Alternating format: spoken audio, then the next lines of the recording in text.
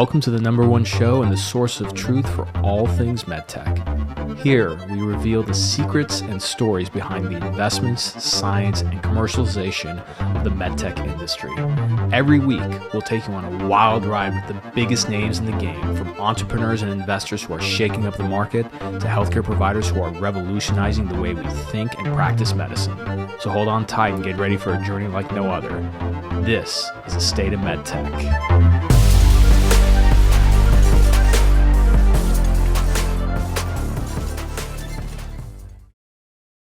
What's going on, everybody? So just returned from NASS, which is the North American Spine Society meeting. And I wanted to cover this episode specifically because I just saw really bad salesmanship and strategy at these booths. I mean, my company, when I started last year, it was based on one mission, which is to change how we sell and market in this industry. Because in my opinion, we're really scraping the bottom of the barrel for a lot of our strategies, both on sales and marketing side. There's some things our industry does well, but a lot of it is not well. And I was expecting to go to a show and, considering our industry loves in-person selling, which I'm not against, right? I figured, well, if they spend all this money on exhibits, it should be good. And for context, I want to read to you from Trade Show Week research. So on average, in medical devices, a company allocates about 31.6% of their marketing budget to events and exhibiting, right? That's a lot of money. It's a lot of money to allocate, okay? But here's the other fact, okay? 76% of exhibitors set no specific objectives for trade shows, okay? 80% of exhibitors do little or no targeted pre-show marketing, okay? And then this is by far the worst. This is terrible. 86% of exhibit staffers have never received even 1 hour of professional skills training on how to work a trade show. So we're going to cover all of that. And especially, if you're a marketing manager, you're going to learn a lot from this episode. If you're a salesperson, you're going to learn a lot. Before we do, just a couple of quick plugs, okay?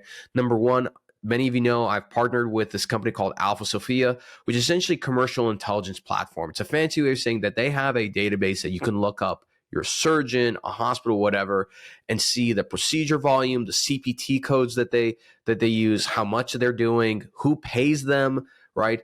What societies they're part of, even where they are on social media, okay? The problem with a lot of other commercial intelligence platforms is that they cost a lot. Alpha Sophia costs only $300 a month. And since you're listening to this show, doesn't matter whether you're a rep or a VP of sales, I encourage you go to alphasophia.com/Omar. That's ALPHASOPHIA.com/Omar. You get 3 free searches. Just go and try them and use them. And if you decide to give them a try, like $300 a month, that's peanuts, right? So, and the best part about their platform, I'm gonna be doing some more content on their stuff because I really like it. I actually use it myself. Is that they are specifically designed for early adopters. So if you're launching a new product or your startup, definitely go give their platform a try. The other thing is, as many of you know, I have the Medical Sales Network Effects program. It's a course that teaches you how to sell at scale digitally using LinkedIn, email, video sales letters, and more. We have a private community and we do live weekly calls. Right now, you can get that course from $19.97. Just check the show notes below and click. That's a discounted amount, but it's going to be going back up to the original pricing, which is about $32.50. So go ahead and join that program. It's content. There's, I think, over 50 videos. You can use it and rewatch them anytime you want. Plus, it gets you closer to me. A lot of people in my program have, on average, seen a promotion in about 9 months of joining the program. So definitely go check that out. All right, let's talk about how bad it was when I went to NASS this year. Okay, so when I went to NASS, first of all, let's talk about booths. What's the purpose of a booth? Like, why do we exhibit? Okay, the reason why we exhibit at these conferences is because for like one time a year, almost all of your customers and prospective customers are in one place. Okay, now that's changed over the years. So it used to be that you can guarantee seeing as many people as you need to by just going to the largest conferences like a AAOS, an AUA, and NASS, right? But in recent years, those things have changed, and you can see that because the size of booths have shrunk, right? So, for example, at NASS this year, so I remember when I exhibited at NASS back in 2016, Medtronic had like a 40 by 40 booth. This year, they had, I think, like maybe a 20 by 20, so almost half the size. The reason why is because not every surgeon goes to these huge conferences anymore. Imagine you're a surgeon. There's a lot of different procedures you do, but you probably specialize in a specific area. Let's say in spine, you're mainly focused on cervical. So you might be interested in going to the cervical meeting, right? Versus going to a NAS, because NAS, you only see a certain amount of lectures on that versus a cervical meeting. It's 2 days full of that. So not as many surgeons are going to these huge meetings, okay? Which means it's even more important to have your act together when it comes to exhibiting in a booth. So let's start with the first thing. I was not impressed with how a lot of these companies essentially presented their booths. The one actually that did a good job was Alphatech. I thought Alphatech did a very good job for a couple of reasons. Number one, and not every company is going to be like this, by the way. Like Stryker, Medtronic isn't going to be like this, but Alphatech's, their CEO's there the whole time, okay? But more importantly, staff was friendly. They showed, they did really nice in-booth events, right? And then for the most part, the way they displayed the technology was for the most part pretty good, okay? Now, my thing when it comes to booth design is that booth design, you can learn a lot by looking at how people design city parks. Okay, so there's actually psychology and design thinking when it comes to designing city parks. So great city parks, if you notice, they design them so that all the seating area, okay, and the benches and everything, they're on the periphery part. They're never in the middle. And the reason why is because as human beings, we do not like the feeling of being in the center. It's a really bad feeling, like, because it's more of an evolutionary psychology thing. And so for that perspective, when you design a booth, with the exception of like meeting areas and everything, you want to design a booth so that your technology, especially the top thing out, is on the edge of the booth so people can very easily dip in and see a demo, right? They don't have to walk directly into a booth, okay?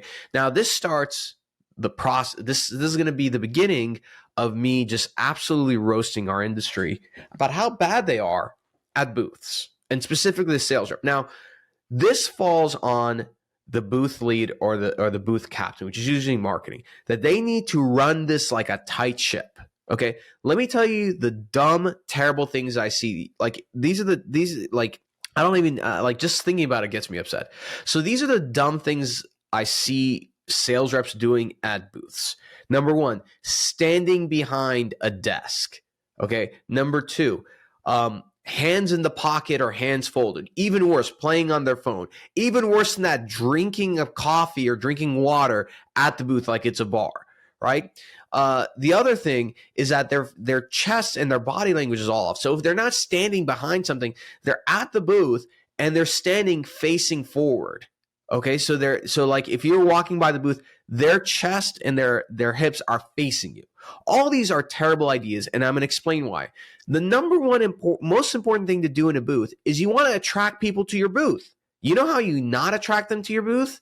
Number one, having defensive body language. Hands in pocket, subconsciously, that looks like you're hiding something. Arms folded, you do that when you're tense, right? So you already it doesn't look very inviting. The second thing is, when you're facing a booth, okay, if you're a salesperson, do not face with your chest and hips facing forward. If you'll notice, right, go to the mall and some of the best run kiosks, which by the way, you can learn a lot from them, they're standing, but they're very rarely directly facing you. They're usually directly facing an angle towards the thing that they want you to look at.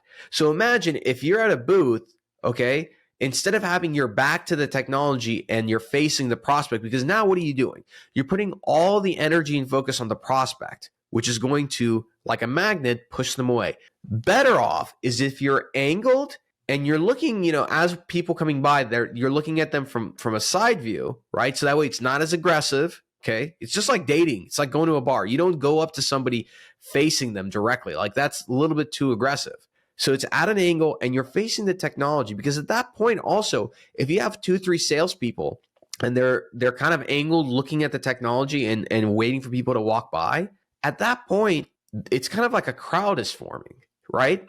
And so it makes it easier for a surgeon to kind of walk up and look, and then you can say to them over your shoulder, hey, can I interest you in a demo, right? That's the right way to do it, because the other way is too needy, too aggressive, and off-putting. The other thing I want to mention is that when I was at Mazor, okay, we were at our booth. Okay, I was very clear to every salesperson. These are the rules. Like, you stand by your demo, do not leave, no drinking, no screwing on your phone, nothing. Okay, but then if it's not, as long as it's outside of unopposed hours, this is the other thing that drove me nuts. I went by many booths and I asked them, hey, what are the unopposed hours? And they have no idea what I'm talking about. This is vernacular you have to have burned in your head. Unopposed hours is the most important holy hours of all conferences. Unopposed hours means that no sessions, no lectures, no speakers, no nothing is going on, which means this is the time that everybody goes into the exhibit hall because that's the only thing you have available. And usually it happens 2 to 3 times a day, okay? And this is the way a conference or society makes sure that the exhibitors are happy, because exhibitors are set up to meet customers. So the conference has to say, hey, there's a couple times a day that we're going to have networking events, we're going to have unopposed hours, so people go into the conference hall, okay? So the fact that a lot of people didn't know what the hell that meant was really concerning to me, because I'm like, you're spending all this money, you don't even know what the hell that is?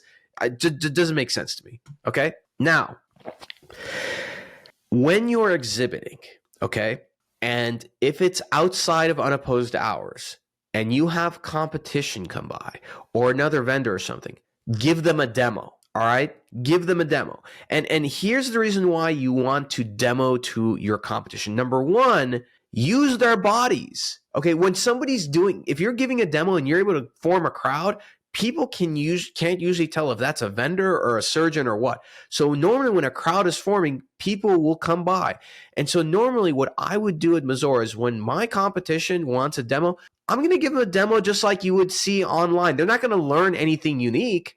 It's a good way to practice your demo. And I would usually have another sales rep while I'm giving a demo. If surgeons come by and they peek in, for them to go and scan the badge and then say, hey, why don't we get you in closer? And then they would bring them up, in which case I would introduce myself to the surgeon. I would excuse myself, like whoever the competition is. If I'm doing demo, like, hey guys, I hope you don't mind, I'm going to restart the demo for Dr. So-and-so. And now I've attracted surgeons in. I'm using my competition because they're there. So I'm using to form a crowd. And this is how I used to have, whether it's me or anybody else, we used to have like 5, 10, 15 people gather around for a demo, okay, is because of these kind of tactics, okay? Now, the other thing, and I'm not going to mention the company name, there's one specific company in the orthopedic space that I don't know what their problem is, but they always have this huge ego on them, okay? Huge ego. And by the way, I'm just gonna say right now, because I know many of you might be thinking it's Stryker. Stryker doesn't act like this. Stryker does, in some way, they have some bravado to them. But I will say that every time I've interacted with Stryker, every person, sometimes the sales guys and sales people, guys, gals, whatever you want to call it, they're a little protective, right? Understandably so. That's how you should be. But Stryker has always been pretty professional with me. No matter what booth I go to, whether it's in the orthopedic space or ENT or anything else, they've always conducted themselves extremely, like with the utmost level of professionalism. I think, personally, I believe this comes from their CEO, Kevin Lobo, which, I've heard that he's by far the most competitive person, but does so with the utmost level of respect and dignity, and specifically Think Surgical CEO Stuart Simpson said that about him. So anyway, not Stryker, it's another company, okay, in the orthopedic space. We can call him a competitor of Stryker, but yeah. So this company, maybe it's just my luck, but the salespeople who run the booth are always extremely rude, very off-putting. I always walk up, I always identify myself and say, hey, I'm not a surgeon, but I'm also not a competitor. I'm a vendor. I have a medical medtech marketing and education company. I was wondering if I can speak to your market person. And if you're a salesperson, I don't care who you're dealing with, whether it's a surgeon or competition or something, you need to conduct yourself with the utmost respect, professionalism, and more importantly, be kind. There's no reason to be a jerk. And so every time I do this with this one company, their salespeople are always tight-lipped, always tense, always like burning a hole through me, trying to like psych me out or something, and literally like I would ask them a question, they'd answer, and they would just keep staring at me. to the point that I had to tell one guy, I'm like, hey man, like I feel like you're really tense right now. I'm just here doing, I'm here just networking, meeting people. I was like, I don't know what the problem is. And he's like, I don't know what the problem, like don't be that guy. Don't be that guy, because I'll tell you what, I'm a pretty professional guy, but at some point, if this keeps happening with this one company, I will publicly mention who it is, because like that's the only way this is going to change. Is if I, a great way to change things is if you make fun of it. That's part of the way of how I'm going to change this industry, is making fun of how dumb we are when it comes to doing certain things. So anyways, so the other thing is, as a salesperson, when you're at these booths, okay, you want to be on point. Another thing I got to say, for salespeople, look, I get it. You go to the conference, you go out to a surgeon dinner and everything, don't have drinks. Just don't do it. If you have a drink or two and you want to do it, that's fine. I personally stopped doing that because you're not on point anymore. But the conference is not the place to get hammered drunk. Do not get tanked. Do not have more than 2 drinks, because the next day I could tell easily who went out the night before and who's not on point. These are like, for the marketing people listening, please listen to me. I want you guys to start, handling things with some brass. Pay attention to the salespeople. The ones who go out and drink, do not bring them back to the next show. Change them out. This is like a roster. It's like a sports team. Change out the salespeople. If you have a salesperson that you can tell the night before had way too much to drink and they're at the booth, they look like crap. They look like they haven't slept and everything. Get rid of them. Don't bring them back to the next show. You want the people at your booth to look fresh, energized, on point. Okay? Now, let's talk about leads. Okay? So first of all, you have to find a way to drive traffic to your booth. You can't do it at the conference, and this falls on marketing. Okay? So the way you do that is that your promotion for your booth needs to start minimum 2 weeks ahead of time. 2 weeks, hyping people up. And I'm not just talking about, hey, we're going to XYZ conference, come by booth, whatever. You got to have a specific reason. In-booth demonstrations, speakers, something. Look, something that my company does, shameless plug here, I am able to put CME credits to things, digital CME credits, okay? If you're interested in that, like hit me up. I will do that for your in-booth demo. That's a great way to get people in. But that aside, there has to be some reason for somebody to show up, okay? It can't be tchotchke items, okay? Now, I used to be very anti having food and everything in the booth. If you have like a little coffee bar or some water or something, that's fine. I think it's okay. If you want to make your booth the place that people can come and take a load off, that's a good idea. I recommend putting up like some couches or chairs on the edge of the booth area with charging stations so people can come and you invite them, say, hey, feel free to take a seat here and take a break. This is if you have a larger booth.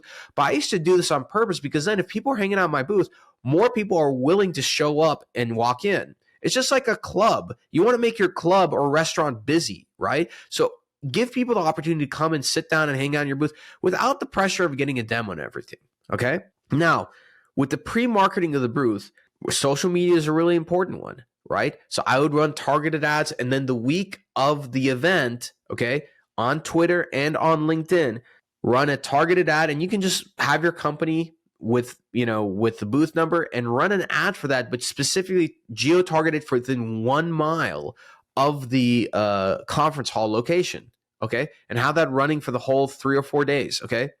But you have to have a reason to drive booth traffic. Now, once people come by the booth, scanning badges and leads, okay? Here's my take on it. You do not scan every single badge. You just don't. You have to qualify. So you do one of two things. Either you scan every single badge, but the salespeople have a very simple 3-point system for ranking a lead, which is like, not qualified, qualified, and hot. Okay? Right? You got to make it very, very simple. So that way when they scan the badge, the salesperson can assess what should they do with this lead, and they can relay information back to people, okay? So that way you're getting good quality leads, okay? You're not just getting a bunch of garbage, okay? And then post-event, okay? And again, this is coming from the Exhibit Surveys Trade Show Trend Study. 87% of trade show leads captured are never effectively followed up, okay? So let me extrapolate on that. What that means by effectively follow up, it means that it's not enough just to take the leads and do an email blast afterwards, which are like, hey, great coming by our booth. Please set up time with us. It's not enough just to hand it off to a salesperson and expect them to follow. It needs to be a multi-pronged approach. I would take leads, segment them out, hand them off to the sales people, give as much context as possible. So like, again, like I would try and post-event, or while I'm at the event even, like check the leads that come in. And if somebody comes in that's hot, whoever the sales rep was for that part of the demo, I would go talk to them and say, hey, can you give us any more information on this? You have to give salespeople as much information as possible. Give them an intel without them having to go look at it. Okay. But then the other thing is that I would take that and put it into my CRM and put them into a sequence, invite them to an upcoming webinar. Like you have to have things post-event going on to engage them. So that way you have the individualized engagement with the one-on-one sales rep and more of a, one-to-many approach with marketing. So finally, I want to just sort of end with this one thing, which is I'm not against conferences. And in fact, I love conferences. If anything, I think they're even more important than ever because we're always doing online events. We're doing Zooms and everything. So people get really tired of that. They want to see people in person. Okay. But you have to put a lot of energy and thought into the design of your booth. How are you going to market it and drive people there? But I think the biggest miss that I see is the way that people are running the booth in the actual booth, right? There's no training that goes into that. And look, my friends, there are plenty of resources online, YouTube videos, etc. There's really no excuse. But again, whoever runs your booth, the booth captain, the marketing person, do not assume that just because somebody is a salesperson that they know what to do. Do not assume and sometimes I would get pushback about this, but I really didn't care. I don't care if somebody's been doing sales for 10, 15, 20 years. I don't care that they're a VP of sales or chief commercial officer. As a marketing manager, when I ran a booth, I would get everybody together. I say, hey, at this time, exhibit hall opens at 9:30 a.m. I need everybody at the booth at 9 a.m. sharp. We're going to run through the booth. And I would get everybody together, including the VPs, and say, hey, guys, no offense. I want to make sure you guys are engaged because if you're not engaged, the reps aren't going to listen to me as well. So I need you guys to pay attention and just, be there at time. The VPs would always be, hey, man, we got your back.